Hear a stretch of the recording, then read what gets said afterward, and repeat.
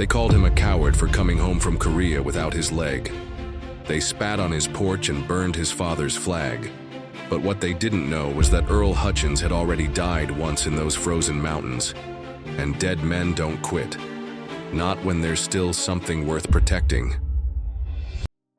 Earl Hutchins came home to Millbrook County in the spring of 1954 with 3 things the government gave him: a Purple Heart in a velvet box, a disability check for $127 a month, and a leg that ended 6 inches shorter than God intended. The Greyhound. Bus wheezed to a stop at Miller's General Store, same as it had every Tuesday and Friday since Earl was knee-high to a grasshopper. Same cracked asphalt. Same faded Coca-Cola sign hanging crooked on rusty chains. Same smell of motor oil and hope deferred that had perfumed his childhood like incense in a poor man's church. But Earl wasn't the same. He'd left Millbrook County as a boy who believed flags flew forever and good men always won. He came back as something harder.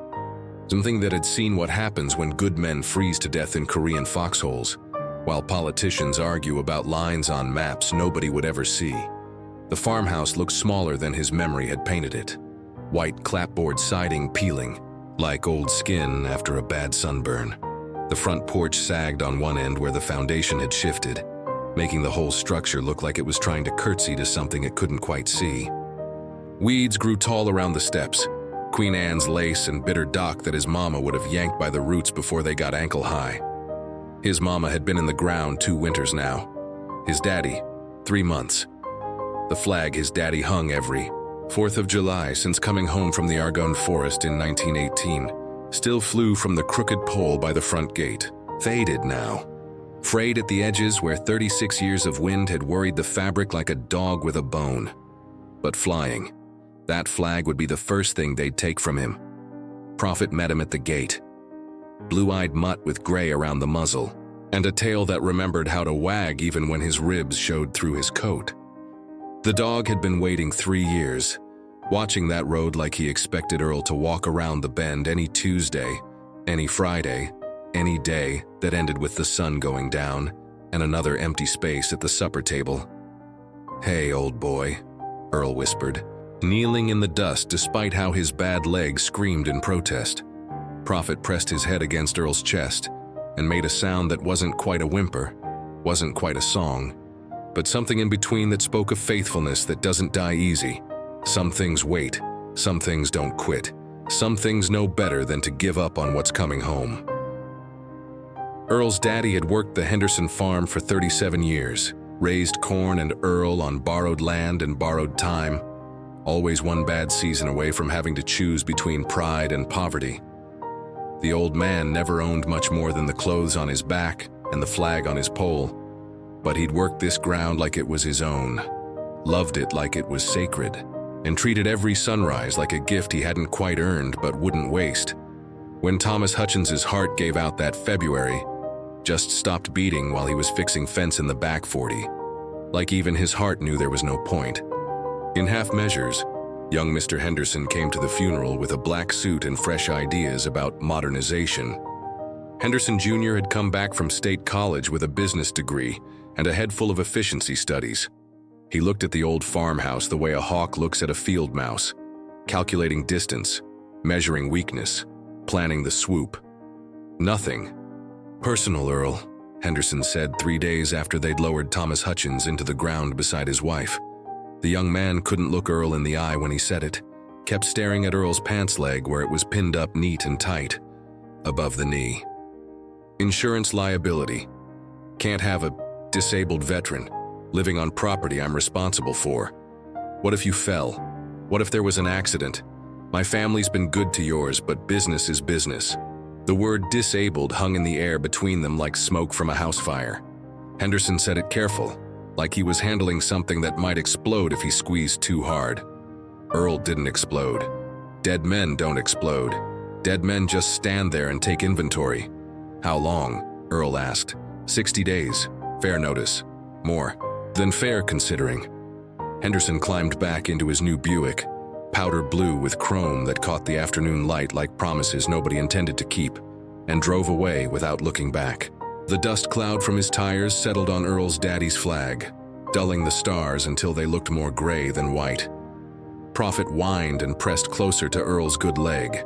Even the dog knew when the wind was changing. The house felt different that night. Bigger somehow, like grief had moved in and started rearranging the furniture.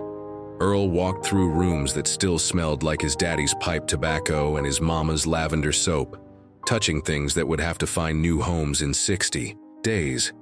The kitchen table where he'd learned to read from his mama's Bible.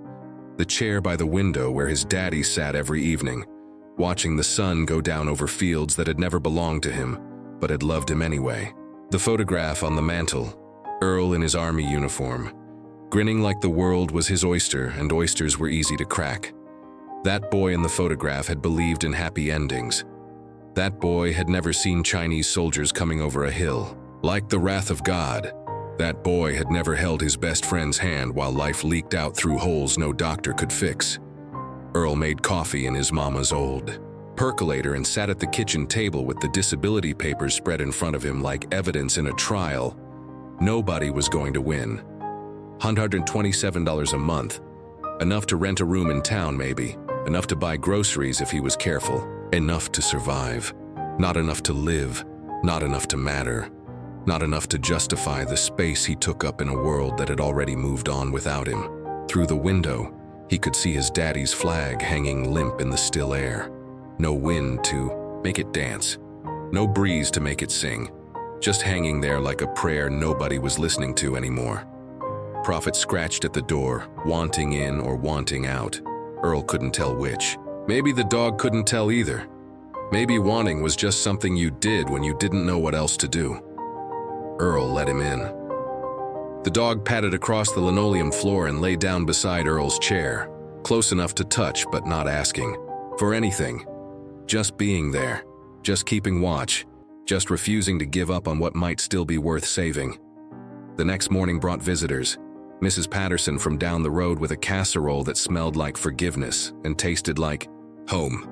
The Methodist preacher with a Bible verse about God's plan, and an envelope with $43 that the congregation had scraped together.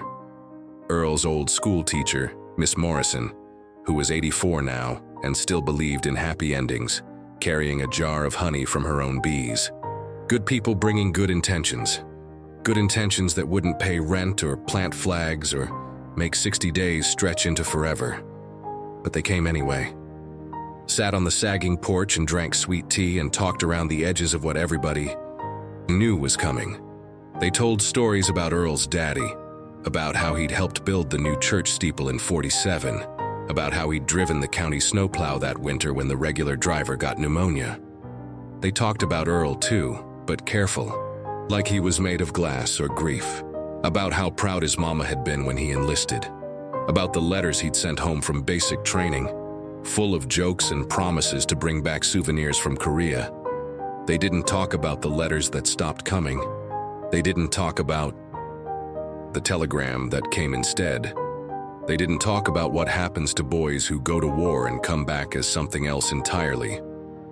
Earl listened and nodded, and poured more tea and tried to remember how to smile. The visitors meant well.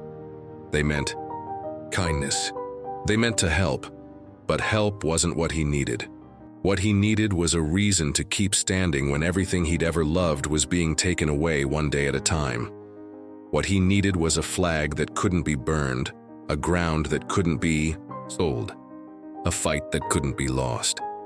What he needed was something worth dying for all over again. That night, Earl walked the property lines his daddy had walked for 37 years.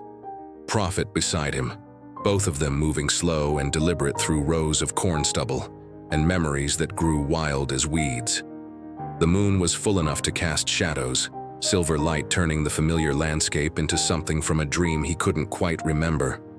This ground had raised him, fed him, taught him the difference between work and purpose, between earning and deserving. His daddy's sweat had salted this soil. His mama's prayers had blessed every seed.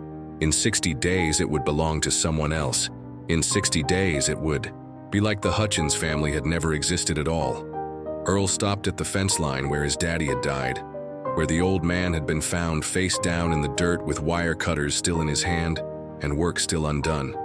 The fence post was crooked now, leaning like it was tired of holding things together.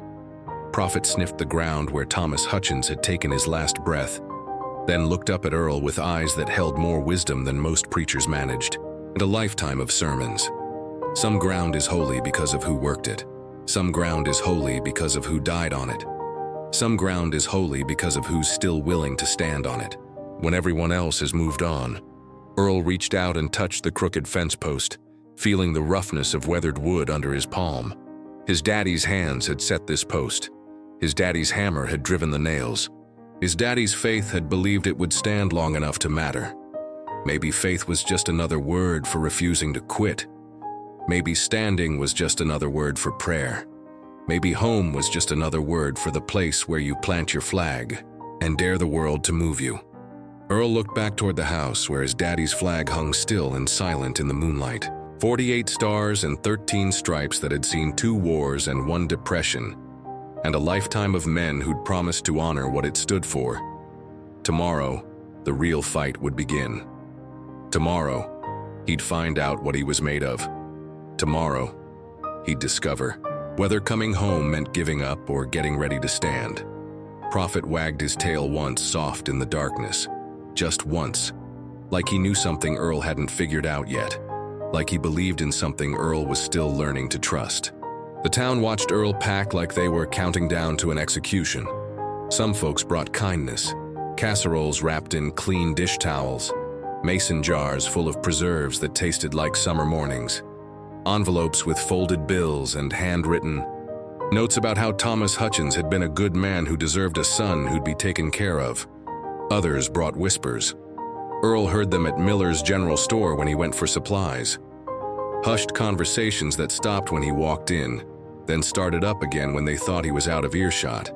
Words that cut deeper than Korean shrapnel. Lost his nerve over there. Army had to drag him home. Not the same boy who left. Shame what war does to some men. They didn't know about the night of November 27th, 1950. They didn't know about Hill 1081 and the Chinese wave that came like Judgment Day. They didn't know about the 3 boys Earl carried through a minefield on his back while his own leg bled. Through his pants, and his soul bled through the hole where his faith used to be. Mrs. Henderson, young Mr. Henderson's mother. A woman who'd never missed a church service or a chance to remind people about her family's contributions to the community, stopped Earl outside the post office on a Tuesday that felt like the end of the world. "Earl, honey," she said, her voice sweet as poison pie, "Bobby tells me you're having to relocate. Such a shame. But you know, sometimes God closes one door to open another. Maybe this is your chance for a fresh start. Somewhere more suitable for someone in your condition." She looked at his pinned-up pants leg like it was evidence in a trial she'd already decided. "There's a nice veterans facility over in Millerville. Clean rooms, proper care, men who understand what you've been through." She meant well. The road to hell is paved with people who mean well. "I appreciate the concern, Mrs. Henderson," Earl said, tipping his hat the way his mama had taught him to treat ladies, even the ones who weren't acting like ladies. "But I'm not going anywhere." She smiled, the kind of smile that didn't reach her eyes. "Oh, but honey, you have to. Bobby's already made arrangements. Insurance, you know. Liability. We simply can't—" "Ma'am," Earl interrupted, and something in his voice made her take a step back. Something that had learned to speak in Korean hills when speaking meant the difference between living and dying. "I said I'm not going anywhere." Prophet, who'd been sitting patient beside Earl's good leg, lifted his head and looked at Mrs. Henderson with eyes that had seen enough to know the difference between friend and foe. The dog's tail didn't wag. Not even once. That night Earl couldn't sleep. He sat on the front porch with Prophet, both of them watching the road like they expected trouble to come walking up the gravel drive. The spring air was soft and warm, full of the smell of honeysuckle and possibility. But underneath it, Earl could smell something else. Change coming, the kind of change that didn't ask permission. Around midnight, Prophet's ears pricked up. The dog rose to his feet, hackles rising, a low growl building in his throat like distant thunder. Headlights on the county road, slowing down. turning into the drive. Earl reached for the rifle that wasn't there anymore. Sold to pay for his daddy's funeral, then remembered he wasn't in Korea. This was home, this was safe ground, this was supposed to be safe ground. 3 men climbed out of a pickup truck with no license plate and rust spots like bullet holes. Earl recognized 2 of them.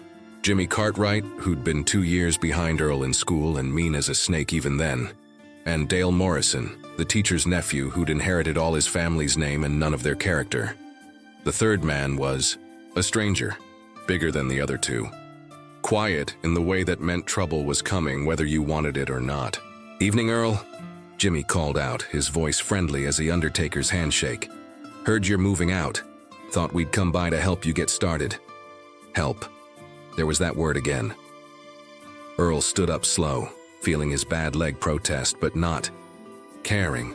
Prophet moved to stand beside him, still growling, still watching. "Don't need any help, boys, but I appreciate the offer." Dale laughed, not a happy sound. "Oh, we're not offering, Earl, we're telling. See, some of us think it's time this county moved on from the past. Time we stopped letting people who can't pull their weight hold back progress." The stranger stepped forward. In the moonlight, Earl could see a face like a clenched fist and eyes that had never learned to care about consequences.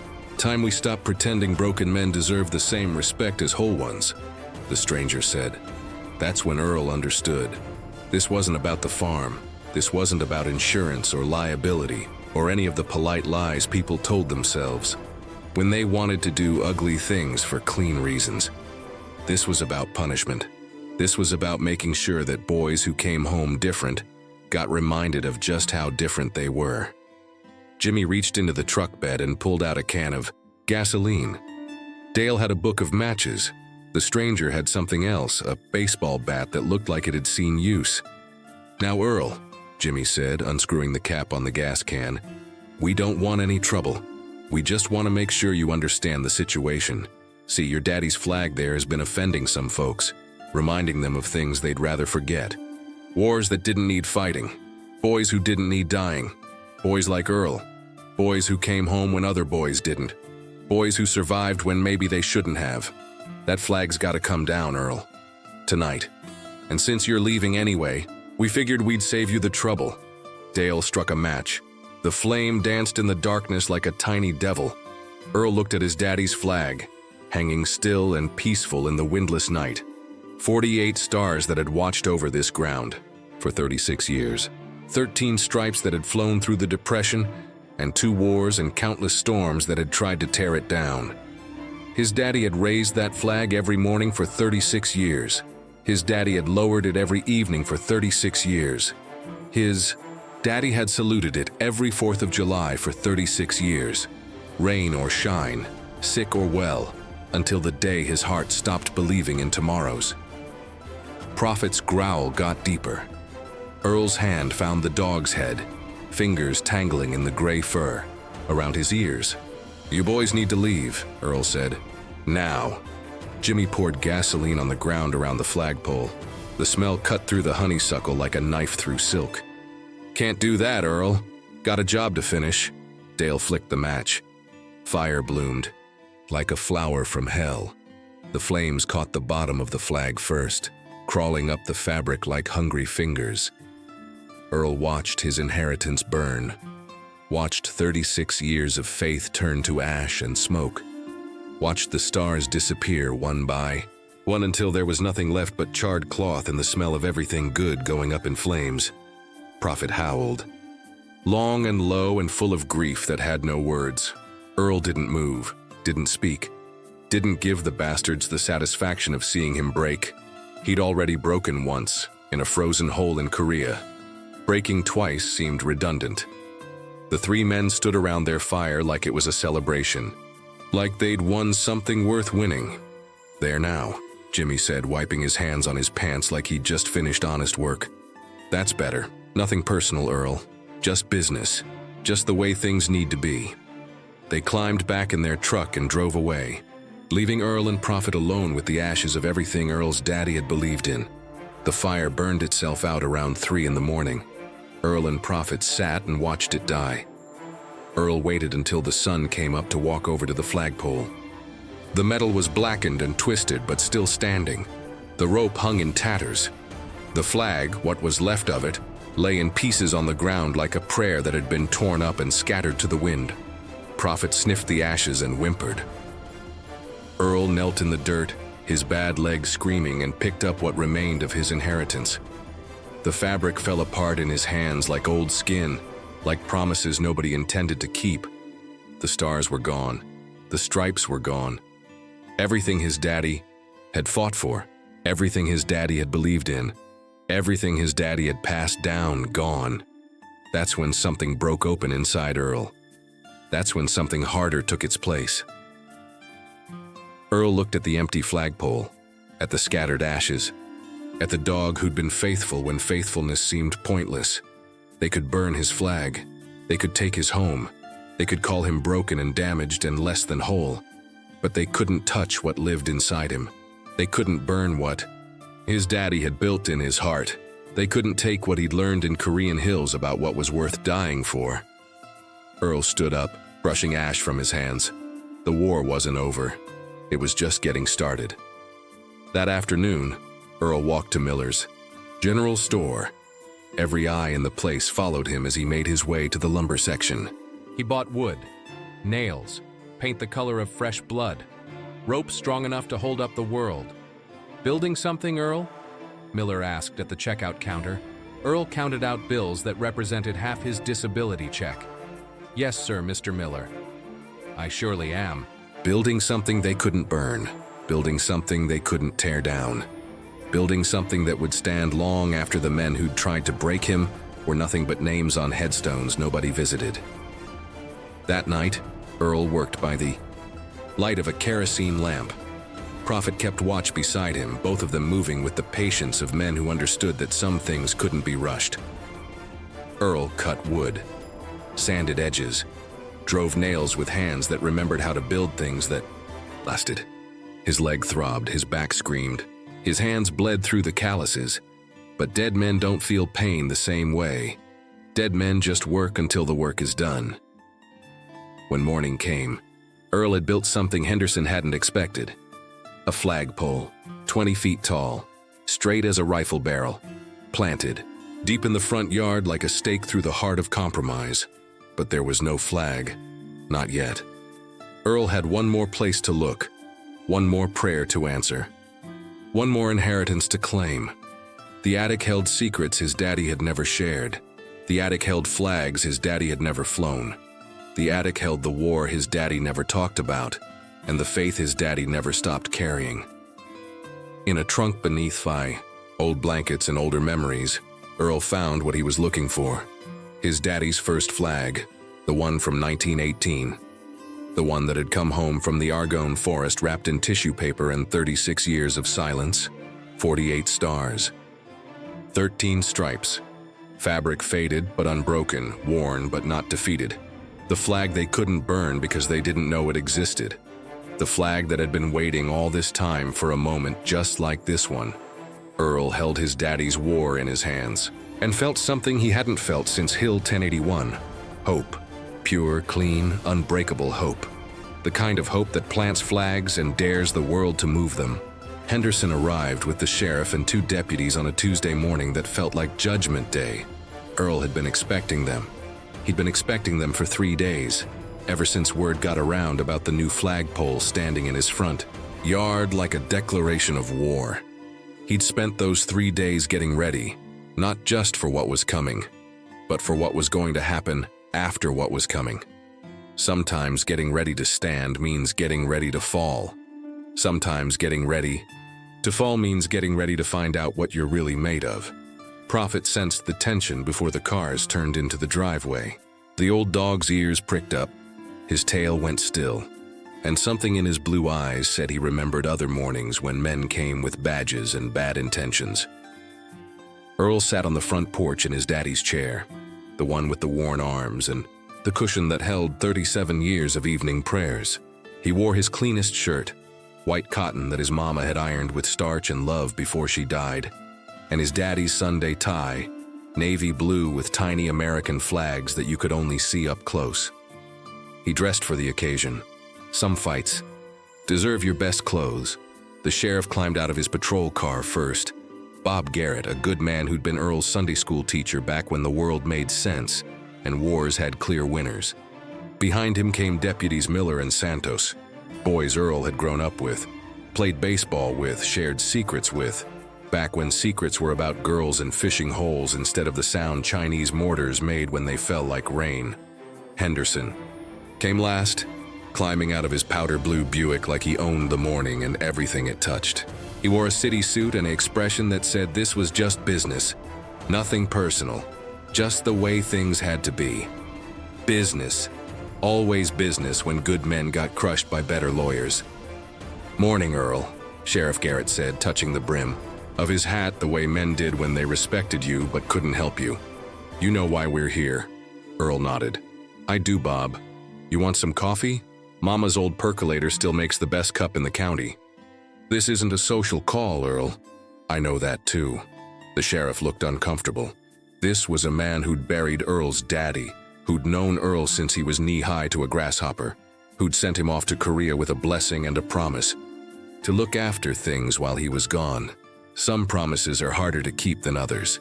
Henderson stepped forward, consulting a piece of paper like it contained the wisdom of Solomon instead of the greed of lawyers. "Mr. Hutchins, you have 5 minutes to gather your personal effects and vacate the premises. Any attempt to resist or delay will result in your arrest for criminal trespass." Earl looked at Henderson for a long moment, really looked at him. Saw a young man who'd inherited his daddy's land but not his daddy's character, who'd learned about business but never learned about honor, who could read a balance sheet but couldn't read the human heart. Some education leaves you stupider than when you started. "I understand the situation, Mr. Henderson. I surely do." Earl stood up slow, feeling his bad leg protest but not caring. Prophet rose with him, moving to stand beside his left knee, both of them facing the 4 men like they'd been practicing for this moment all their lives. Maybe they had been. "I know you want me gone. I know you got the law on your side. I know you got papers that say this ground belongs to you now, fair and square, bought and paid for." Henderson relaxed slightly. This was going easier than he'd expected. But before, "Go," Earl continued, reaching into his shirt pocket. "I got something I want to show you." He pulled out a folded piece of cloth, not much bigger than a dinner napkin, faded blue with 48 stars and 13 stripes that had seen better decades, but never lost their meaning. His daddy's flag from the First War, the one from 1918, the one that had traveled from the Argonne forest to this moment, waiting 36 years for its time to fly. Earl walked to his new flagpole, 20 feet tall, straight as righteousness, planted deep enough to reach bedrock. He tied that flag to the rope with hands that had stopped shaking somewhere between midnight and dawn 3 days ago. The morning breeze caught the fabric and lifted it, opening like a flower that had been waiting all winter to bloom. The silence that followed was the kind you hear in churches, the kind you hear in graveyards, the kind you hear when something holy happens and nobody knows quite what to say about it. Henderson stared. The sheriff stared. The deputies stared. Prophet's tail wagged once, just once, like he'd been waiting for this moment his whole life. "You can have the house," Earl said, his voice carrying across the yard like a hymn nobody expected to hear. "You can have the land. You can have every stick of furniture and every memory these walls ever held." He turned to face Henderson, and for the first time in 3 years, his eyes weren't apologizing for anything. "But that flag flies on this ground until the day I die. And since I already died once in Korea, that might be longer than you think." Henderson's mouth opened, closed, opened again like a fish trying to breathe air.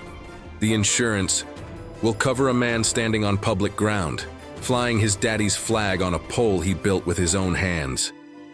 Earl's voice was quiet as a prayer, solid as stone.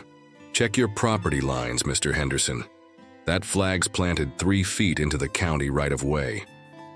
That's when Henderson understood he'd been outflanked. That's when the sheriff started grinning. That's when Earl Hutchins proved that coming home from war doesn't always mean surrendering. Deputy Miller, who'd played shortstop on Earl's high school, baseball team, pulled out a surveyor's map and spread it on the hood of the patrol car.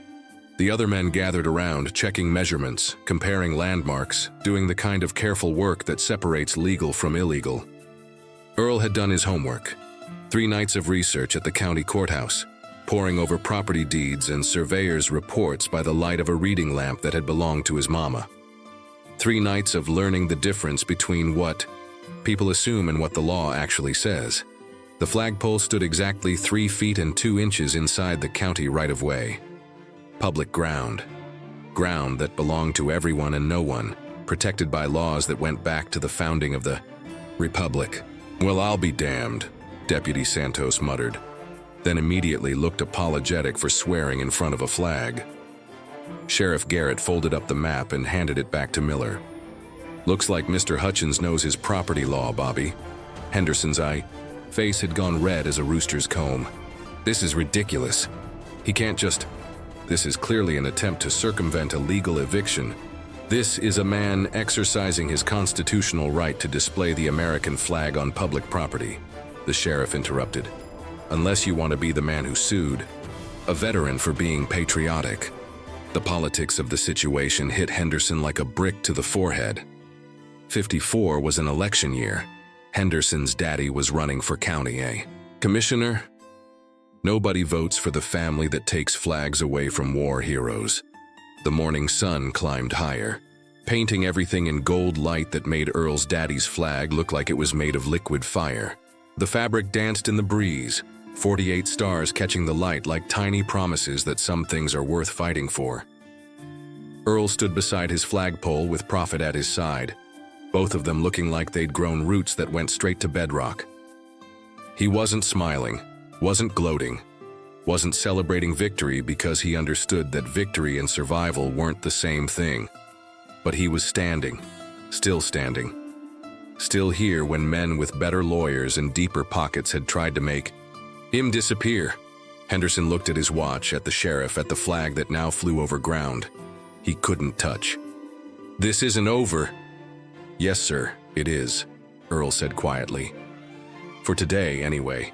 Tomorrow's a different conversation, but today, this flag flies and I stand here and that's how it is."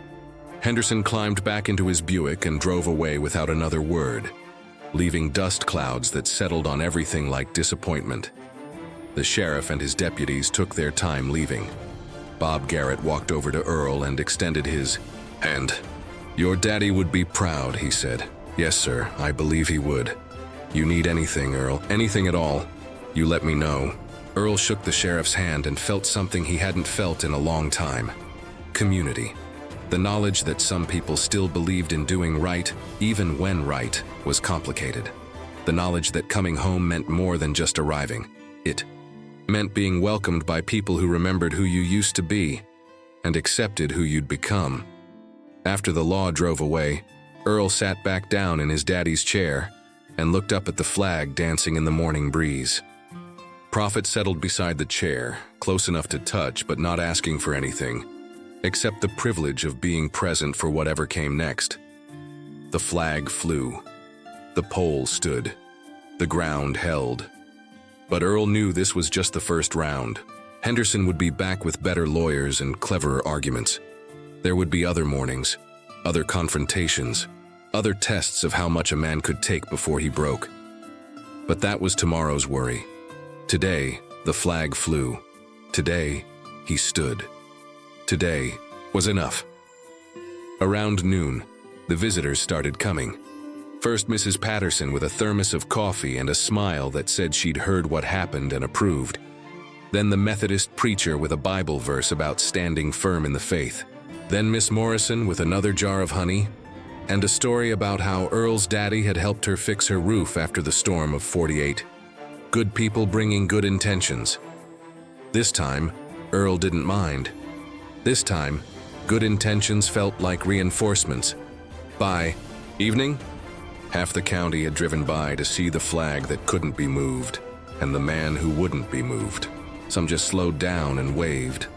Others stopped to talk, to share coffee, to tell stories about Thomas Hutchins, and the kind of man who raises the kind of son who plants flags in impossible places. Word was spreading. The story was taking on a life of its own. Earl Hutchins had become something he'd never intended to become. A symbol of what happens when ordinary men decide they've had enough of being pushed around. A symbol of what happens when coming home means making a stand, instead of making an exit. A symbol of what flags mean when they're planted by men who understand the cost of the freedom they represent. That night, Earl slept better than he had since coming home from Korea. Prophet curled up beside the bed, one eye open, keeping watch the way faithful dogs do when they know their job matters. Outside, the flag flew silent in the darkness, but Earl could feel it there. A presence, a promise, a prayer made of fabric and faith. Tomorrow would bring new challenges, but tonight, the flag flew, and Earl Hutchins was still standing. Still here. Still home. 6 months later, Earl Hutchins married Sarah Beth Morrison at the Little Methodist Church where his parents had said their vows 39 years earlier. She was the county nurse who'd been bringing him coffee every morning since the flag went up, always in a thermos that stayed warm, always with a smile that didn't ask questions about his leg or his nightmares or the way he sometimes stared at nothing for minutes at a time. Sarah Beth had gentle hands that knew how to heal things, and a voice that knew how to speak truth without cutting. She'd lost her first husband in the Pacific, understood about flags and sacrifice and the particular loneliness of loving men who'd seen too much of war. She also understood about not giving up on things worth saving. Earl proposed beside the flagpole, on a September evening when the air smelled like apples and possibility. Prophet sat beside them, tail wagging approval, while Earl's daddy's flag danced overhead in a breeze that felt like blessing. "I'm not the same man who left for Korea," Earl told her, kneeling on his good knee in the grass that had grown green around the base of the pole. "I know," Sarah Beth said, helping him to his feet with hands that had learned to be steady in crisis. "I'm not looking for that boy. I'm looking at this man." She saw what was there instead of what was missing. She saw standing instead of falling. She saw home instead of damage. The wedding was small but fierce with joy. Half the county came, not because Earl and Sarah Beth were important people, but because their story had become the county's story. Their stand had become everyone's reminder that some things don't have to be surrendered just because surrender seems easier. Henderson came too, standing in the back with his hat in his hands and something like respect in his eyes. He'd tried 3 more legal challenges to the flagpole, each one more expensive than the last, each one ending with Earl's flag still flying and Earl still standing underneath it. Some battles cost more to win than they're worth winning. Some battles teach you that the real victory belongs to whoever's still standing when the fighting stops. After the 3rd failed lawsuit, Henderson had offered Earl a job. "Maintaining the flagpole," he'd said, not quite meeting Earl's eyes. For the historical significance, the county's talking about making it a landmark. Might be good for property values. Earl had taken the job, not because he needed Henderson's permission to tend his own flag, but because some victories are gracious and some defeated men deserve the chance to learn better. Besides, the pay was steady, and Sarah Beth had medical bills from when her daddy's heart had acted up that spring. Sometimes principles and practicality can shake hands and call it wisdom. Earl and Sarah Beth moved into a little white house on Elm Street, 3 blocks from the flagpole, and close enough that Earl could walk there every morning to raise the flag, and every evening to lower it. Prophet came with them, settling into domestic life like he'd been waiting for it all along. But Earl never missed a morning, never missed an evening, never missed a chance to honor what his daddy had taught him about faithfulness and what Korea had taught him about the cost of the freedom that flag represented. The first morning, Earl was too sick to make the walk. Pneumonia that winter, the kind that settled deep and held on. Sarah Beth found him trying to get dressed at 5:30 in the morning, shaking with fever but determined not to break a streak that had lasted 2 years. "Earl Hutchins," she said in her nurse voice, the one that brooked no argument from patients or husbands. "You get back in that bed this instant. The flag will be raised by someone who loves you enough to do it right." She bundled him back under the covers, kissed his forehead, and walked through the pre-dawn darkness to the flagpole. Prophet beside her, both of them understanding that some duties are too important to let illness interrupt. That's how the tradition started. When Earl couldn't make the walk, Sarah Beth made it for him. When Sarah Beth couldn't make it, their neighbor Mrs. Garrett did. When the Garretts were out of town, the Methodist preacher stepped in. When the preacher was at a conference, Earl's old schoolmates took turns. The flag never went unforgotten, never went unhonored, never spent a night or a day without someone who understood what it meant to that pole, to that ground, to that community. Some traditions grow because they're imposed. Some traditions grow because they're needed. Some traditions grow because they're loved. Earl's flagpole became the kind of tradition that gets loved. Children walking to school learned to pause and salute. Teenagers driving too fast learned to slow down when they passed. Adults carrying the weight of ordinary worries learned to look up and remember that some problems are smaller than they feel. And some fights are worth having. The flag became a landmark. The landmark became a symbol. The symbol became a reminder that standing ground sometimes matters more than gaining ground. On Earl's 40th birthday, the county officially designated the flagpole as a historical site. Small bronze plaque, words chosen careful to honor without getting political. In memory of Thomas Hutchins, 1896-1954, and in honor of Earl Hutchins, whose faithfulness to family, flag, and community reminds us that some things are worth preserving. Earl didn't attend the dedication ceremony. He watched from Sarah Beth's kitchen window, Prophet beside him, both of them understanding that some honors are best received from a distance. The flag didn't fly for ceremonies. The flag flew for faithfulness. The flag flew because flying was what flags do when they're planted by men who understand what they represent. Earl lived 43 more years after that September morning when he'd chosen to stand instead of surrender. 43 years of walking to that flagpole every morning and evening, rain or shine, sick or well, until arthritis made the walk too hard and then until a stroke made walking impossible. But the flag never stopped flying. The tradition never stopped growing. The community never stopped remembering what Earl Hutchins had taught them about the difference between giving up and giving in. When Earl died, peacefully in his sleep, on a spring morning that smelled like honeysuckle and new beginnings, the funeral procession passed by the flagpole. The hearse stopped. The family got out. Sarah Beth, now silver-haired and steady as stone, lowered the flag to half-staff with hands that remembered every morning Earl had taught her the proper way to honor what they were handling.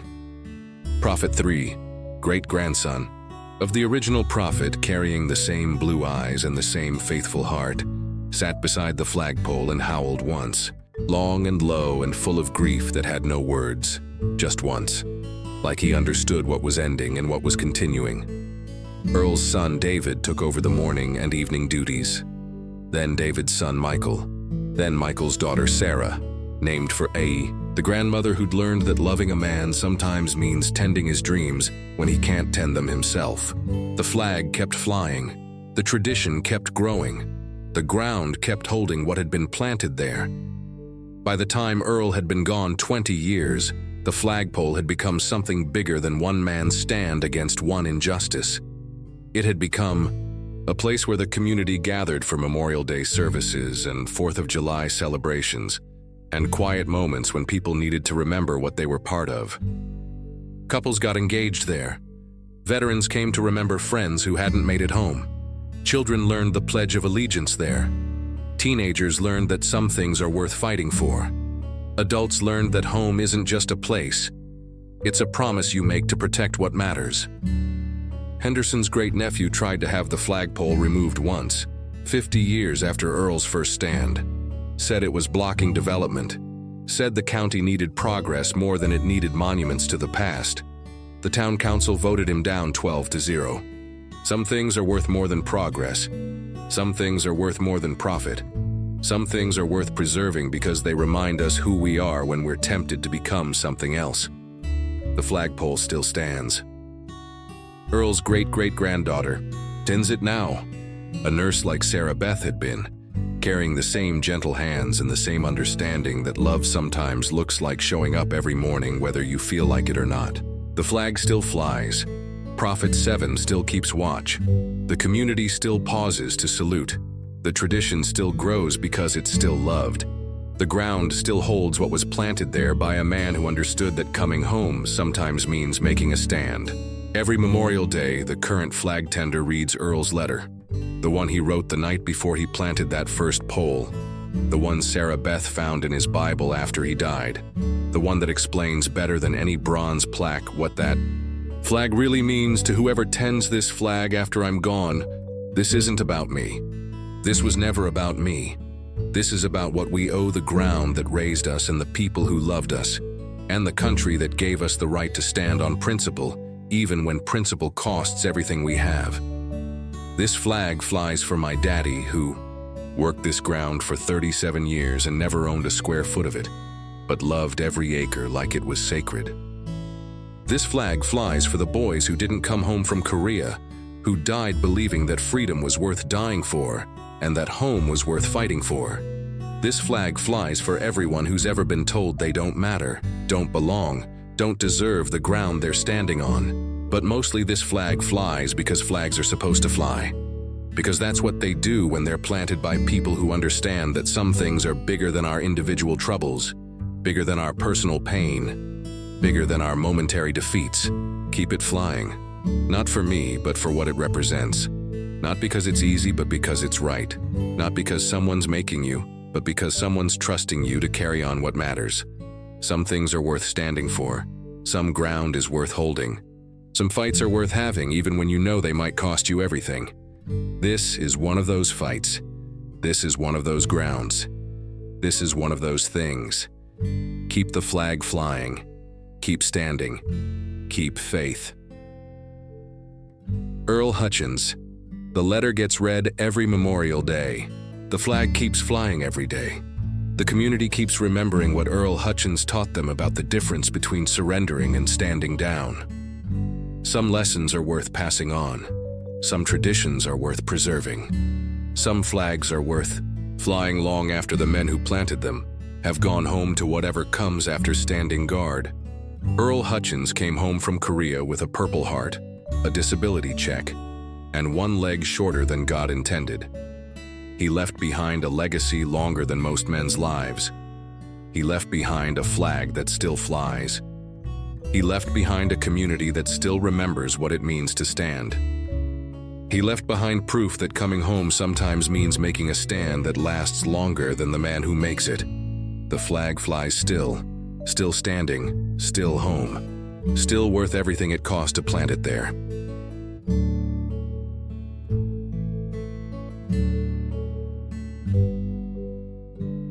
Thanks for spending time with us today. If this story meant something to you, pass it on. This is Still Standing Souls. Real stories, quiet strength, lasting hope.